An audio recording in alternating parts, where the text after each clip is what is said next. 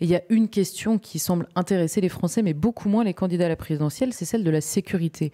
On n'en entend pas parler, est-ce que vous trouvez ça normal ? Je ne trouve pas ça normal puisque c'est un sujet important. La vie quotidienne des gens peut être fort perturbée par cela et même rendue dans certains cas tragique, et donc on devrait en parler sans s'obnubiler. Il y a d'autres sujets comme le chômage, la politique étrangère, mais quand même on devrait parler un peu de sécurité, or on n'en parle pas. Si vous me permettez, j'ajoute, on devrait parler de la vraie sécurité. La sécurité des Tchétchènes ou des Esquimaux est naturellement importante, mais celle des Français au quotidien, dans la rue, dans leur quartier, en bas de chez eux, dans la cité, etc., a aussi son importance, et on n'en parle pas. Quand on dit qu'on parle de sécurité, on parle du terrorisme, qui a certes des dimensions parfois tragiques, mais l'occurrence n'est pas si fréquente que ça. Là, on parle de ce qui se passe au quotidien, dans la vie de tous les jours, d'une masse de Français, de millions et de dizaines de millions de Français. Et ça, naturellement, c'est un peu balayé sous le tapis avec la poussière. Comment est-ce que vous expliquez qu'on parle encore, on entend encore sur les plateaux de télévision parler de sentiment d'insécurité quand cette réalité est affirmée par les Français ? Mais parce que il n'y a plus, vous avez compris que depuis belle lurette, il n'y a plus de journalisme d'investigation. Il y a des gens dont le métier consiste à recopier ce que leur donne le ministère de l'Intérieur. Donc on parle de sentiment d'insécurité parce que ces non-journalistes qui sont en réalité les agents d'influence du ministère de l'Intérieur répètent ce qu'on leur dit de répéter et ne font rien d'autre. Je défie l'un d'eux, n'importe lequel d'entre eux, de me montrer les résultats d'une si petite investigation que ce soit qu'il aurait conduite lui-même. Ça n'est pas le cas. On les siffle, ils viennent chercher la pâtée et ils la reproduisent dans le journal. Et alors, pendant le débat, au candidat à la présidentielle sera posée la question « Comment protéger les Français ?»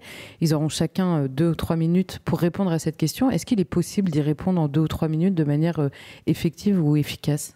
On peut le faire à condition, dans un premier temps, de faire ce que fait tout garagiste, tout médecin, tout pharmacien, c'est-à-dire un diagnostic. On fait d'abord un diagnostic et après ça, on donne un traitement. Donc on peut parler de ces affaires-là assez brièvement en disant d'abord, voici ce qui accable les Français, voici ce qui leur rend la vie difficile dans une bonne partie de la périphérie des grandes villes, les banlieues et dans une grande partie de la France rurale aussi. Donc il faut commencer par dire, ça peut être fait en 2 ou 3 minutes, voilà ce qui pourrit la vie des Français dans leur vie quotidienne en matière de sécurité. Et puis deuxièmement, voilà ce qu'il faut faire en face de ces menaces, de ces dangers-là. Et alors justement, quelles sont ces menaces et qu'est-ce qu'il faudrait faire en très peu de temps ? Alors, dans un premier temps, je l'ai déjà dit 100 fois, mais il y a un échec abominable dans l'histoire collective des Français depuis un demi-siècle, c'est la fameuse politique de la ville. S'il y a des racailles dans les banlieues, s'il y a des voyous, s'il y a des clans, on a vu ça avec la famille du petit Théo qui avait quand même réussi à piquer 900 000 € à la politique de la ville, sous prétexte de faire régner la paix sociale, enfin une forme de raquette, soi-disant bienveillante. Eh bien, dans un premier temps, il faut redéfinir les conditions dans lesquelles s'opère cette politique de la ville, faire en sorte que ça ne sert pas d'une machine à payer des racketteurs ou des voyous pour essayer d'entretenir le calme de faire régner le calme dans un quartier. Donc, premièrement, redéfinir les conditions de la politique de la ville. Deuxièmement, demander aux habitants de ces quartiers, qu'ils soient autochtones ou d'origine immigrée, ce qui leur pourrit la vie au quotidien, qui traîne dans les halls des immeubles, qui a les pitbulls, qui vend la drogue, etc.